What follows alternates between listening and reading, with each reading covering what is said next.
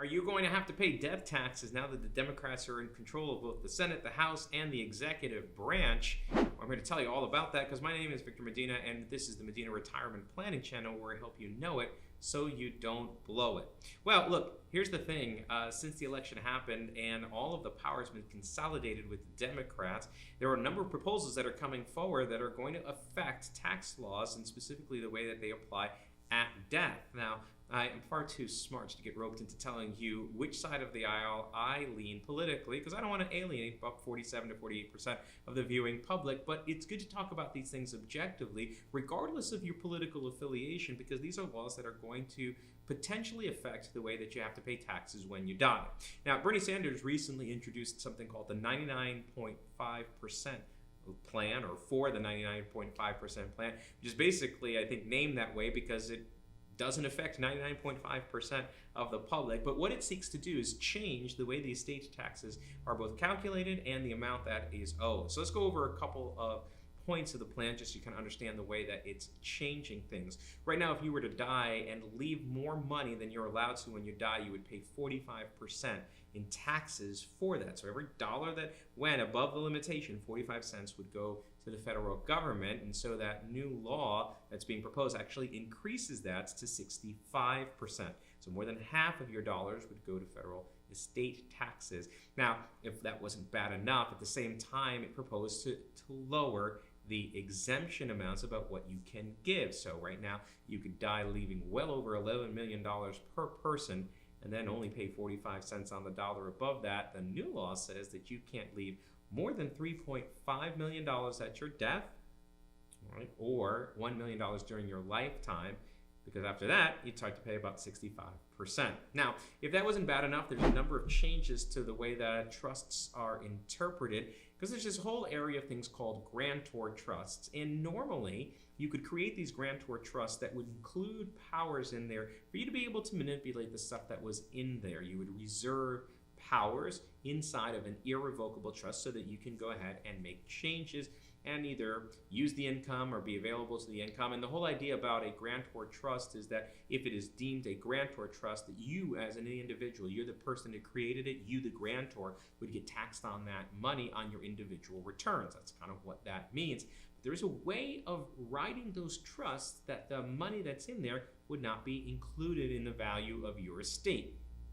Well, the law changes that. Basically says that anything that's a grantor trust is included in the value of your estate. So if you reserve any of the powers that would cause this to be a grantor trust, then the money in there would be included in the value of your estate, adding all the way up to that $3.5 million threshold. Now, that's just that plan, and there's a lot of wrinkles that are involved in that, but there came along some additional plans, and some of them are actually quite, I guess, innovative in the way that they are turning around commonly used planning techniques for the way that people were doing their estate planning. For example, most of the people used to rely on the fact that after they died, all of the embedded gains in their brokerage account, let's say that they bought Apple stock really low and it grew really, really high, those are all gains in there. And they wouldn't sell it during their lifetime because they didn't need to, but when they died, they would have what's known as a step up in basis. That means that their tax basis would be stepped up to the value as of the date of the death of the person that owned it. That step up basis is actually a very valuable income tax planning tool because it allows us to essentially eliminate all of those taxes and then kind of hit the reset button for those accounts, and then we would pay taxes on anything that it grew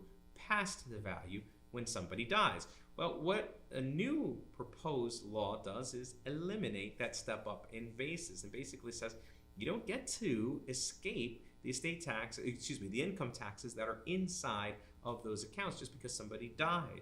There are going to be some exemptions for real property in the proposed bill, but the idea there would be that you would have about 15 years to pay off those embedded taxes, but you would definitely owe them. Now, there are also proposals for, I think, what's called the ultra millionaires tax. That basically is a wealth tax on people that make a certain amount of money overall, and so there's some income tax planning to basically different income tax planning laws, let's try that one again, that are part of a proposal by Elizabeth Warren in order to increase the amount of taxes that the ultra millionaire wealthy people have to pay. does it mean for you? I mean, this is really sort of if it really only affects the 9.5%, well, it does have an impact, even if you're not going to be somebody that owns $3.5 million. Look, if you're going to own $3.5 million or more, you should probably get yourself in front of an estate planning attorney as well as a certified financial planner, and it would be great if it was somebody that did both in the same house. But the idea is you probably want some planning ahead of time, and maybe we even can talk about towards the end of this video what you should be doing if you're in that category. But there are effects to these proposed laws even for the normal or regular person, the person that doesn't have $3.5 million, and they kind of go like this.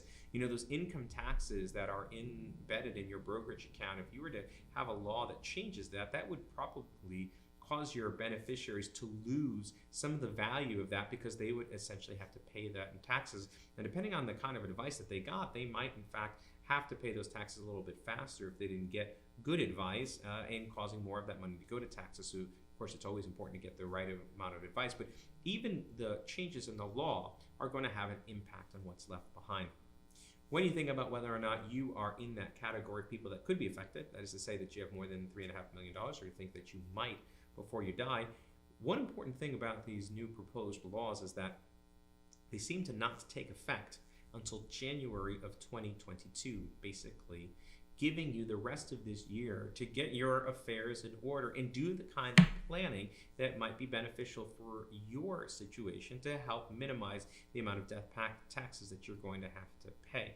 Now, a couple other caveats before we wrap this up. First one is that all of these laws are federal. So if you live in a state that owes state estates taxes or inheritance taxes like they do in New Jersey and Pennsylvania, well, guess what? Those things aren't going anywhere, so we're still going to need to do that. And I would probably presume that if there are changes at the federal level, there are going to be states that are going to make sure that they get their share of the pie as well, and we might see some proposals on the state level as well. But the idea is that these are just at federal levels, and so it's important to make sure that you are also watching the state estate and inheritance tax laws to see how they affect you. For example, in Pennsylvania, you tend to owe about 4.5% of your entire value of your estate, even if you're leaving it to kids as an inheritance tax.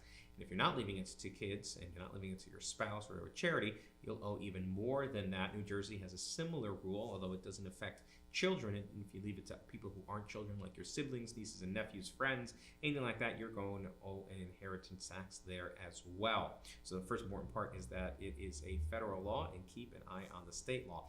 The second thing is that you're going to want to make sure that as you're tracking this information, the people that you're working with, specifically the lawyers and financial planners, are building in flexibility for your planning. Because some of the mistakes that I have seen over time is people putting all of their chips as though one thing was going to happen for sure, and it turns out that the laws continue to change over their lifetime. I can't say to you, for example, for certainty whether or not you're going to have these laws apply or not apply. Don't have the crystal ball. Crystal ball in my planning firm is broken and is not repairable, but if we do have one of those laws actually come into effect, like we did with the change with the Secure Act, which essentially makes it that the inherited IRAs, the stretch IRAs, go away. If we do have a change like that, you need to make sure that you're incorporating that change as well as allowing for flexibility if the laws change afterwards as well. So we want to be kind of future-proofing our planning so that we're not committed to having everything have to happen exactly that way for the rest of your life, or else the planning is worthless.